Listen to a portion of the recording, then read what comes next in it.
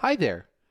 You're listening to One of 8 Billion, a podcast about all of us. I'm your host, Ivan Stegic. This podcast is supported by 107, a technology studio whose mission is to make things that matter, online at 107.com.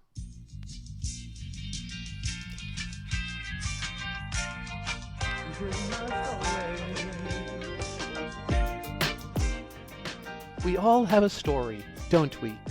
We've all had successes and failures, joy and disappointment, love and sadness.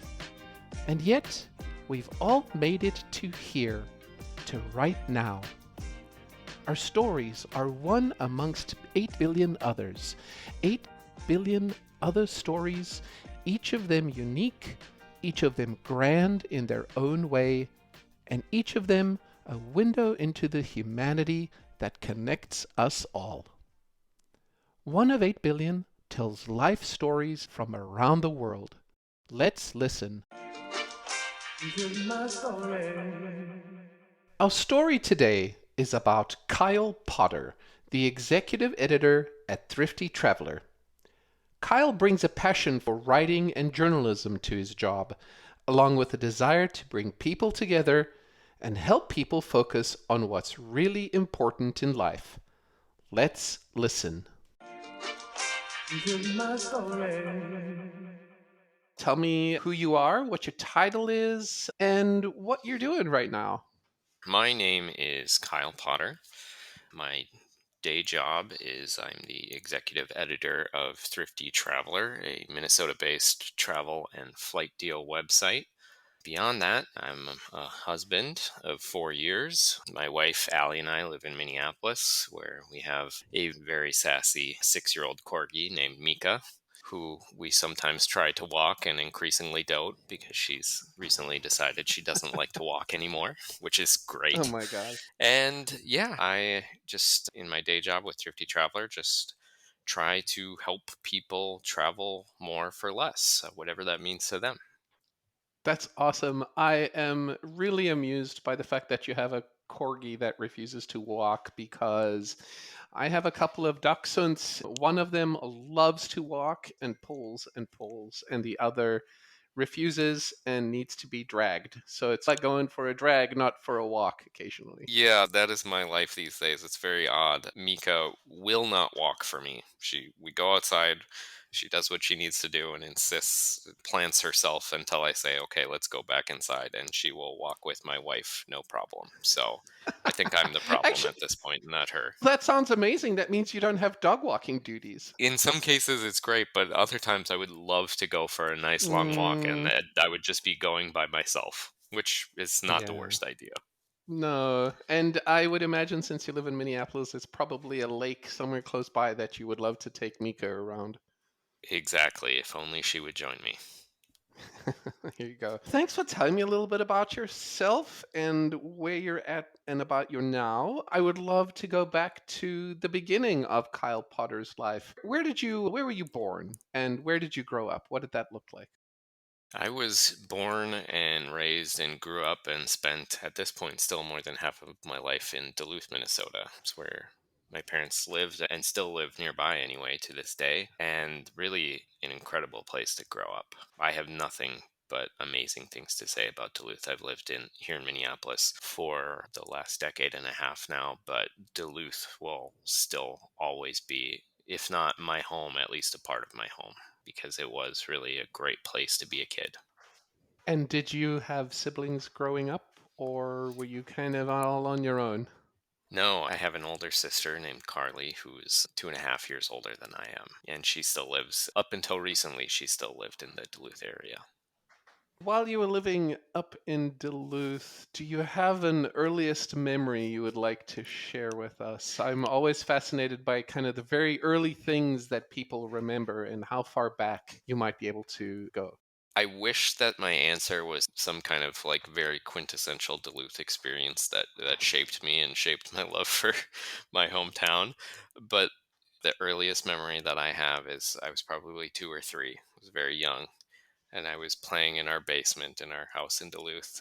with these old, I can't remember what they're called, but it's this old toy that they probably decided to wisely stop making. There's connector sets of big long plastic tubes. And I decided in all of my wisdom of 2 or 3 years old to jump off of a table with one in my mouth, which ended very poorly for me. So I don't know if it's trauma or hospital memories or just shock. I don't know what it is, but that is the vividest early memory that I have, is something pretty horrible.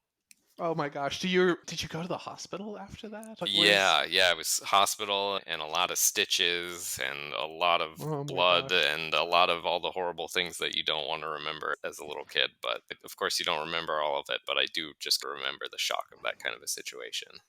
Were you pretending to be an airplane? Was that one of the very early hints that you might be starting Thrifty Traveler? No, and the odd thing is, in a couple of ways, I just work for Thrifty Traveler. This isn't my company. We have a really great team here in Minneapolis, including Jared, my boss, who started the company long before I started working there and decided for one reason or another that I was a person worth hiring. Travel was not a huge part of my life until really only fairly recently.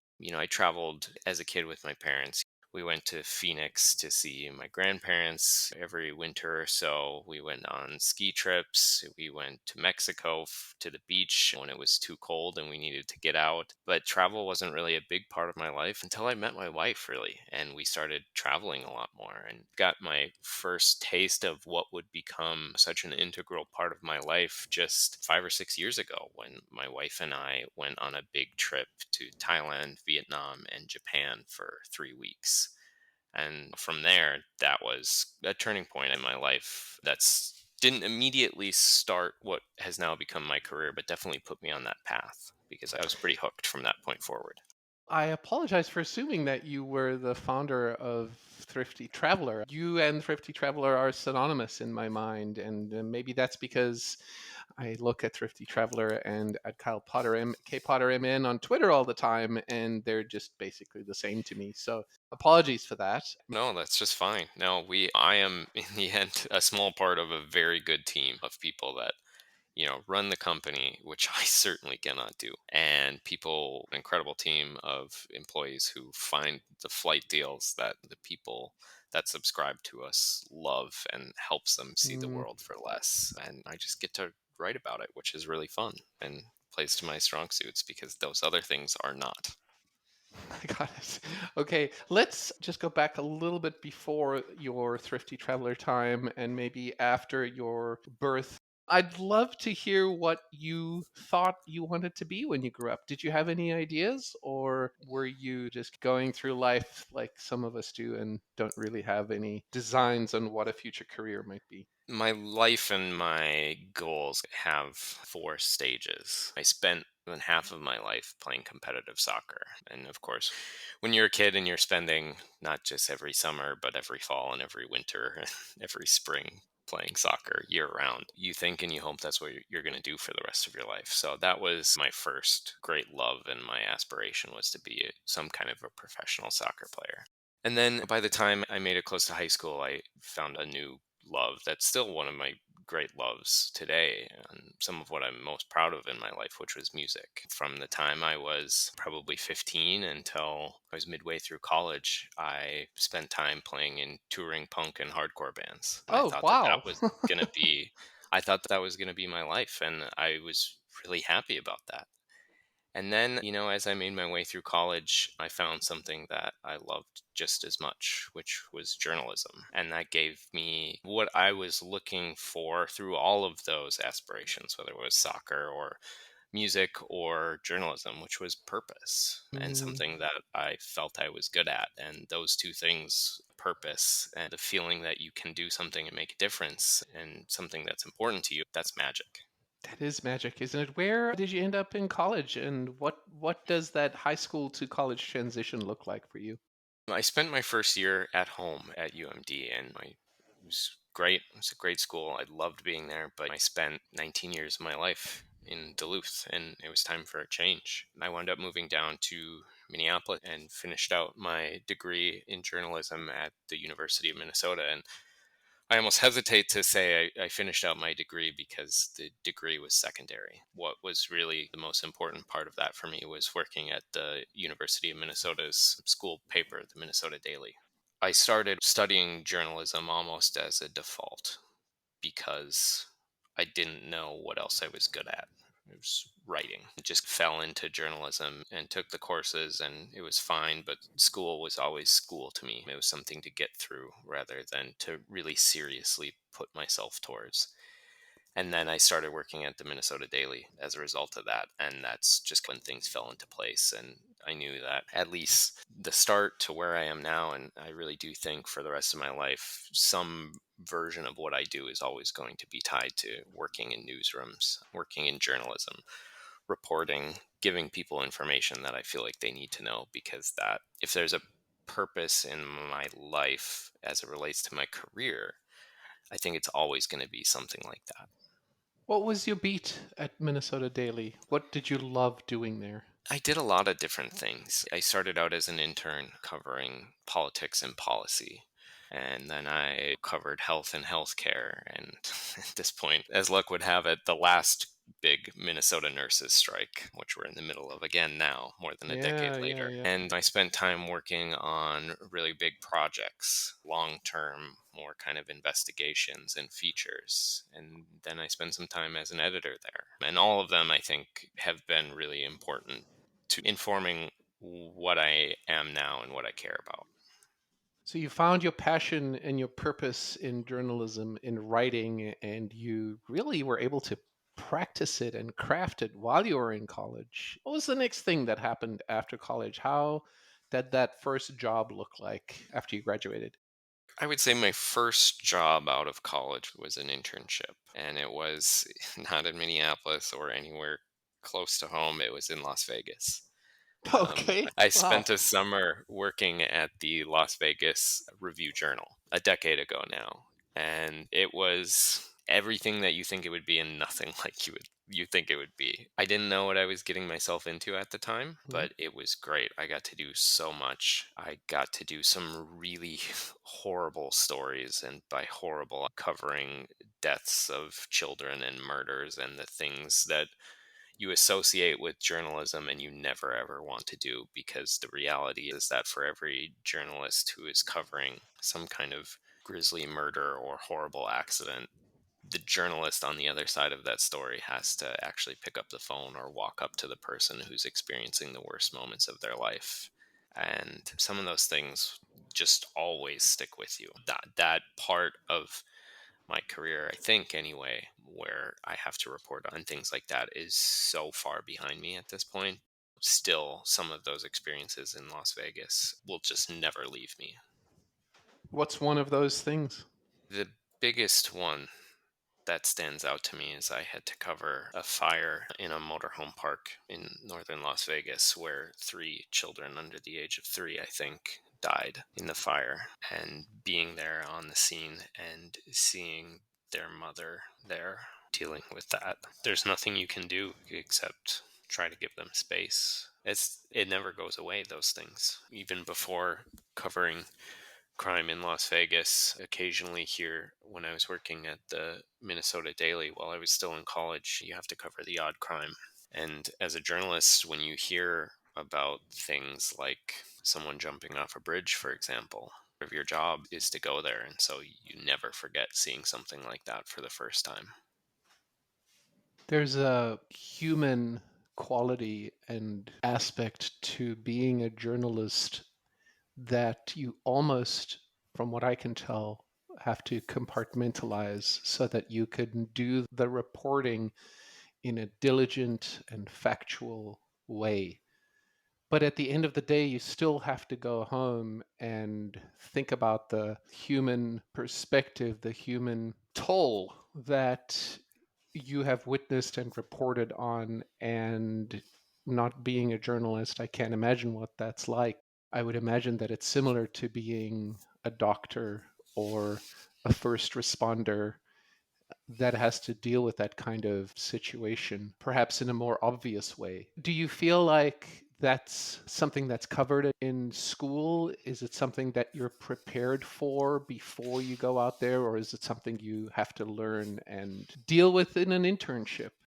I think it's a serious problem for all of journalism, and not just journalism, but as you said, doctors and dentists and any aspect of life where you're dealing with trauma. And Mm, I don't think journalists who are in school studying and training to become reporters are really prepared for that. I think it's something that journalists in particular really struggle with. And look, there's another side to this coin too, where I don't know that journalists and newsrooms and news organizations and media outlets always do the best job of preparing and properly contextualizing reporters' jobs in these situations so that they're not being harmful.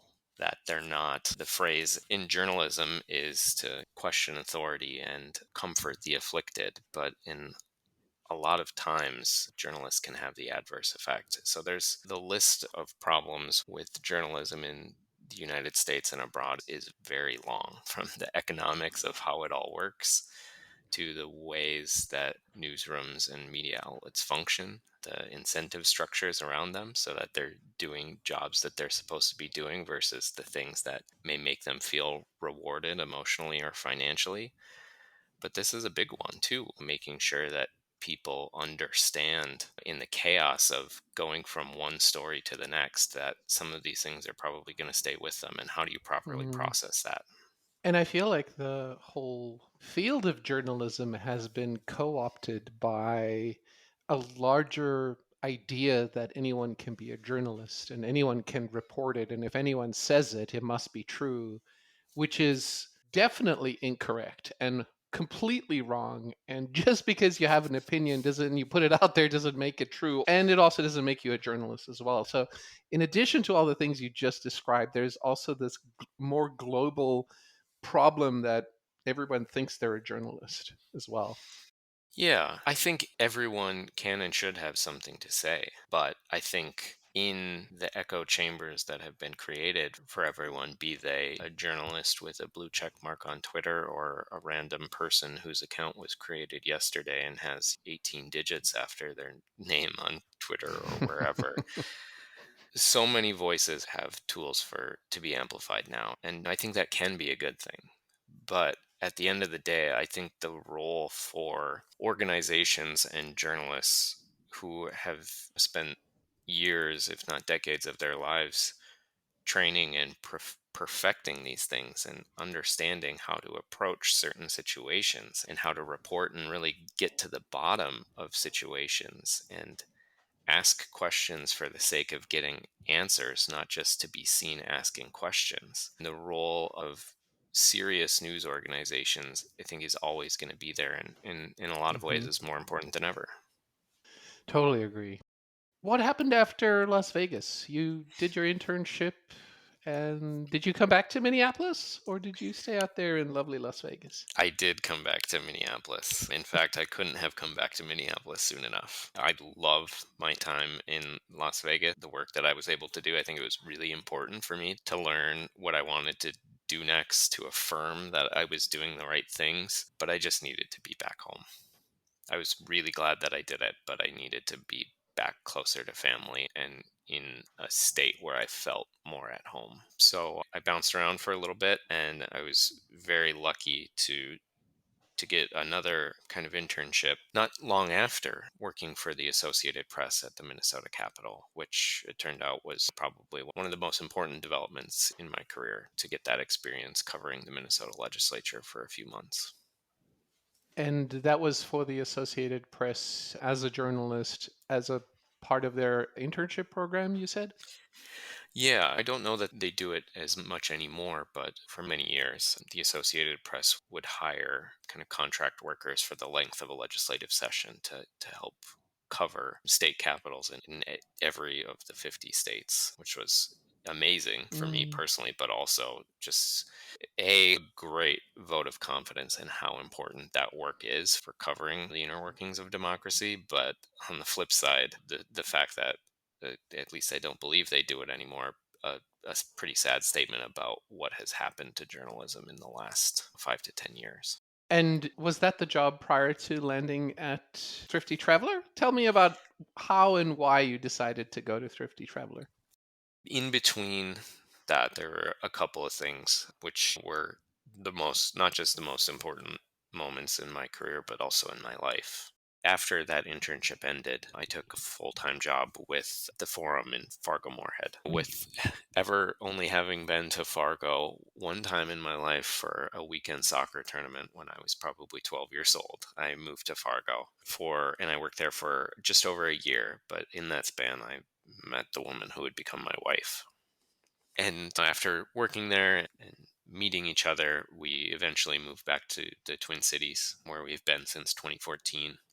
And I started a full time job back with the Associated Press. So after that brief stint for a legislative session, I came back to Minneapolis. I went back to the Capitol and I worked there for just over 4 years before eventually making my way to Thrifty Traveler. So, really, a storied existence in journalism, in politics, and the grit of everyday life, and then a jump over to travel. That seems like something amazing to be able to write about travel. It really is. And that's at the end of the day why it happened is as I was working for the Associated Press, my wife and I got married. And we were starting to plan our wedding and looking at the money that we had saved and the budget that we had that we knew our wedding was going to cost us. And it became clear that math wasn't really going to work. So I started freelancing for Thrifty Traveler on a whim. I actually sent Jared, my now boss, a message on Instagram and said, "Can I write for you guys?" Because we needed to make more money and knew that I liked travel and wanted to try it out and make some extra money to pay for our wedding. And luckily, they let me write for them, which you'd have to ask them if that was a good or bad thing. You're executive editor. I think it worked out. Well, and within a couple of months, it became clear that this was that new kind of magic moment that had marked so many stops in Mm. my career where I was able to do what I felt I was good at and put it towards something that really made me excited.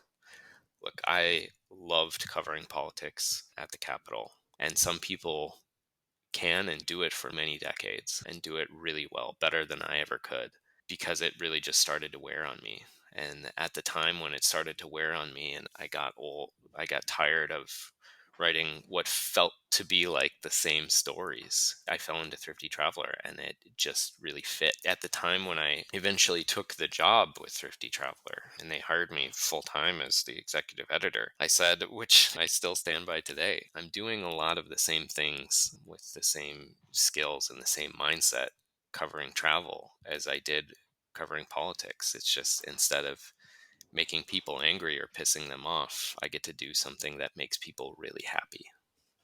What a wonderful change. And I bet a bunch of additional job satisfaction as a result.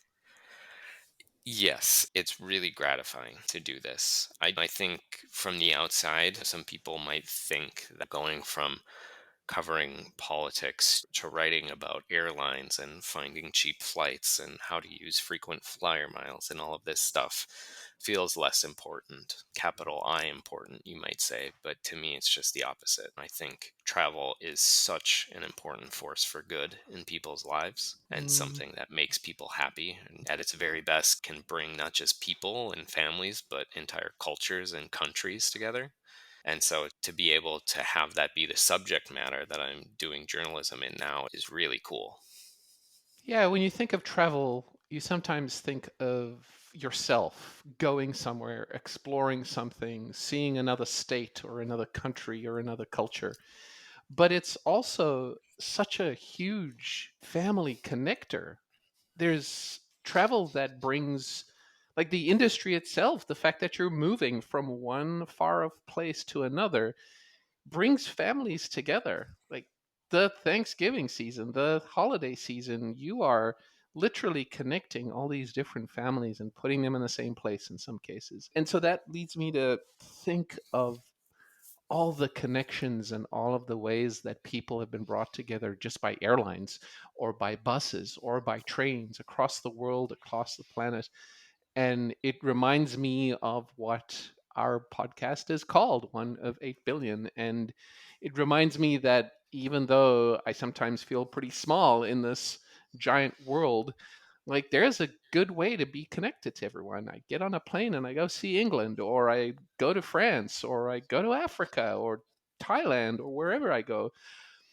What does one of 8 billion and being one of this human race mean to you? What does it make you feel? And what thoughts come to mind when I say, hey, Kyle, you're one of 8 billion? First, I agree completely with you. I think the ability, easier than ever, really, the last 2.5 years notwithstanding, to get on a plane and join any of those other 8 billion people out there makes the world feel small, which Mm. is, again, so cool. Yeah. That you can get on one plane or two, or a plane and a train, or three planes in a car and get to literally any corner of the globe within about 24 hours is an absolute miracle. And that is the power of travel. And that's not just about seeing new corners of the globe or experiencing new cultures or finding a really cool spot to go on vacation, but it's also about meeting and connecting with new people, meeting and connecting with old people that you love or that you haven't seen in a long time. So that's really important.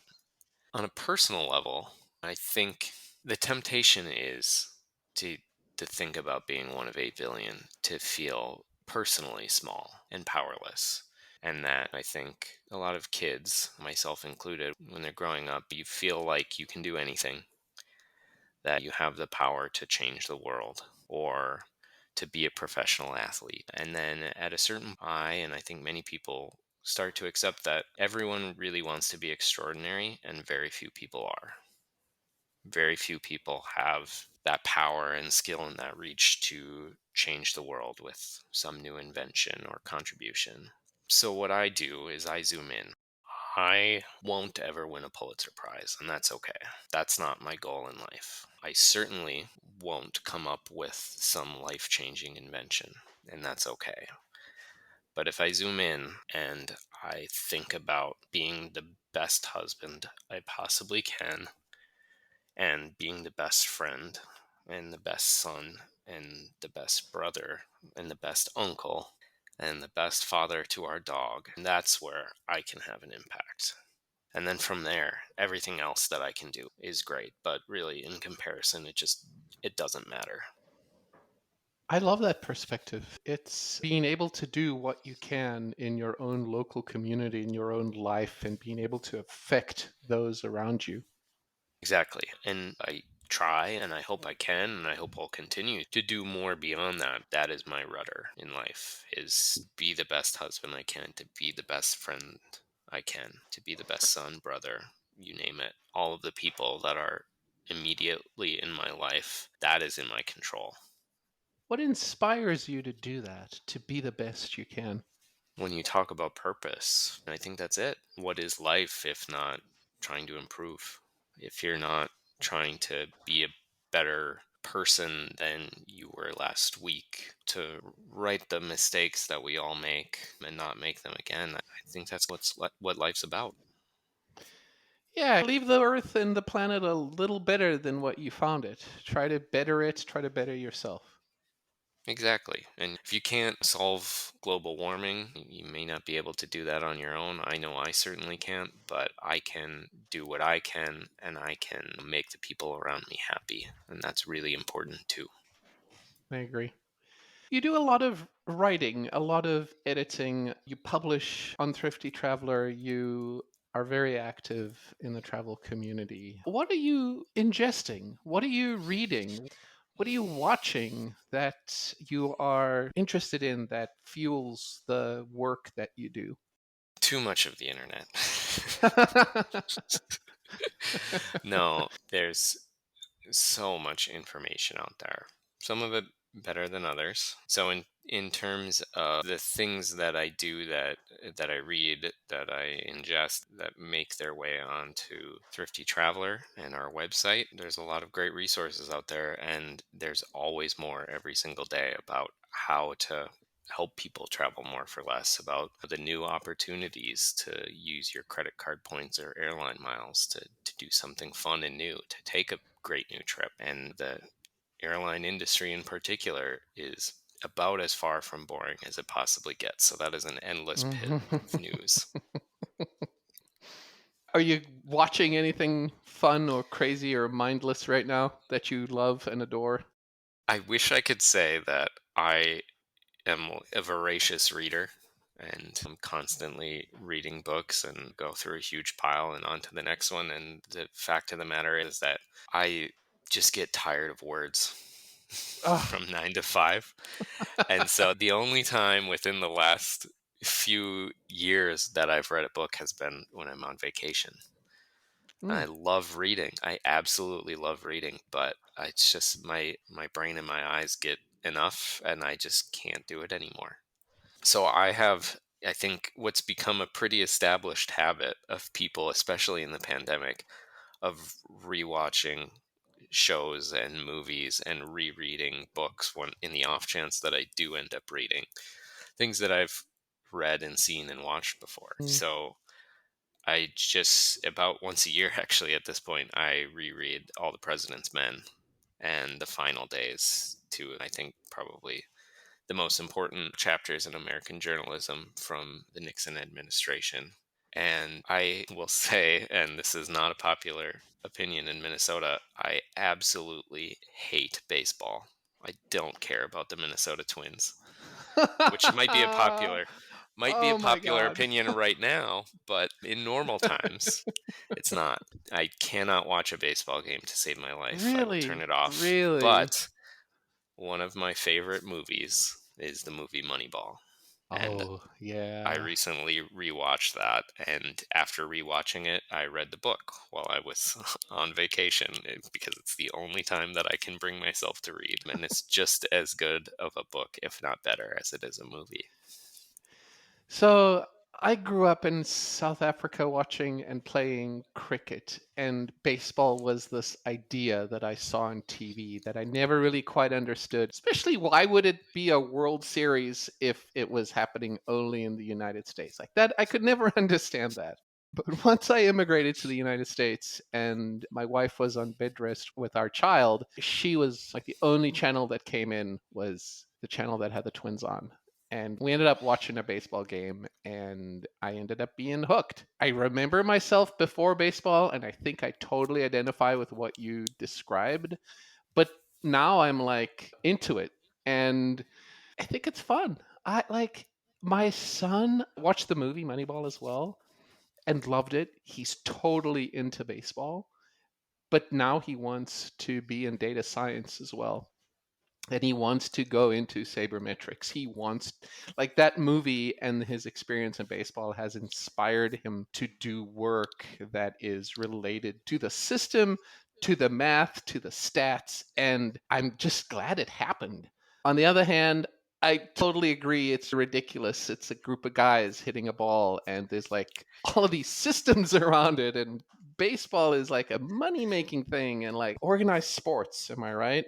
I don't let me rain on your parade. Whether it's baseball or any other sport, I'm a big hockey fan personally. So it's certainly nothing against sports. It just something about baseball, it does not do it for me. Basketball is a close second in that regard. There are plenty of sports that I will and do watch. Those are not two of them. That's absolutely okay. I usually ask, what do you hope you'll see in your lifetime that you haven't seen yet? And I would love to ask you that question, but I would love to tweak it and ask it in the specific field that you're working in, as opposed to being more general. What is there, or what do you hope you'll see in your lifetime in the travel industry that we haven't seen yet? What is that one thing that kind of would make all of the best things for everyone involved, that, or have, maybe there isn't such a thing, but I would love to hear your thoughts.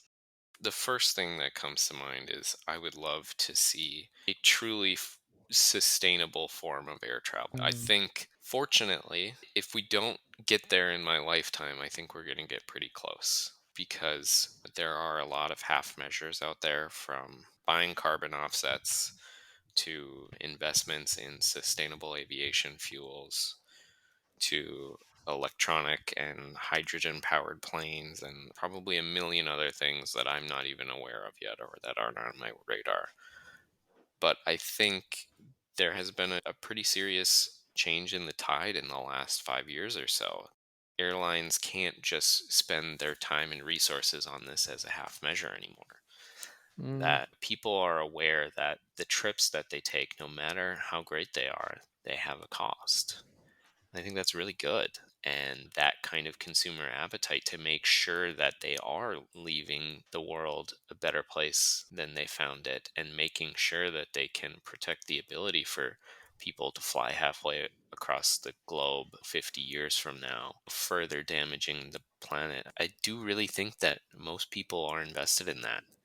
And I think that's being borne out in some of the moves and investments that airlines, at least here in the United States, but also abroad, are doing. So I'm generally not the biggest optimist in the world, but I am quite optimistic that if that doesn't happen in my lifetime, it's going to be sometime soon after. Because I don't want to say that airlines and aviation in general are one of the biggest, if anything close to it, contributors to carbon emissions, but it's there and it's unavoidable. And mm, I think it's incumbent mhm. on everyone to be aware of that and to find a way to minimize that. And I hope and think we're all going to. I agree with you. I think that if not in our lifetime, certainly in the next generations. And it's the little things that you see that are happening, like when you do a Google search on the flights app and you see the actual mention of the amount of carbon offsets or carbon emissions that are happening and which flights are more efficient. I do think that there are small things and small ways that we can each contribute to reducing our footprints when it comes to traveling, but it is an industry wide thing that needs to happen. And I'm looking forward to that future as well. I'm really glad you brought that up about Google Flights showing that, because when they did that, and it's been about a year, I scoffed at it at first, thinking that this isn't really going to ultimately change people's habits because they're going to book the cheapest ticket, not the one that emits the fewest carbon emissions.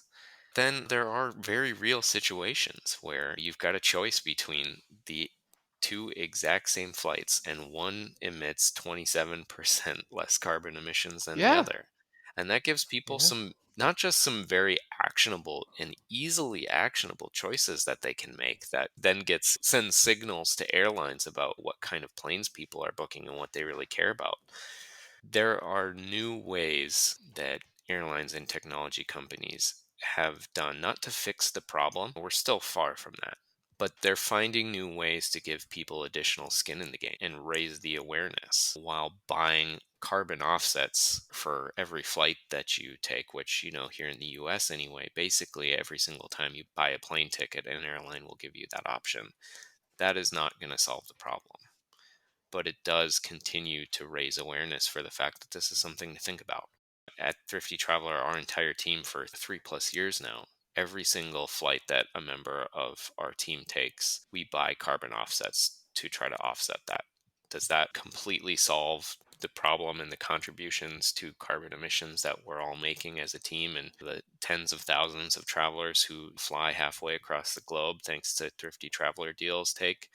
It certainly doesn't, but it again raises the awareness that this is something to be aware of, and that's important. And I think that these tools and these platforms and these promises are playing a part in making people more conscious of it and demanding additional changes and investments from the companies that are ultimately going to be responsible for making sure that this problem gets solved. Again, hopefully in my lifetime. Yes, hopefully.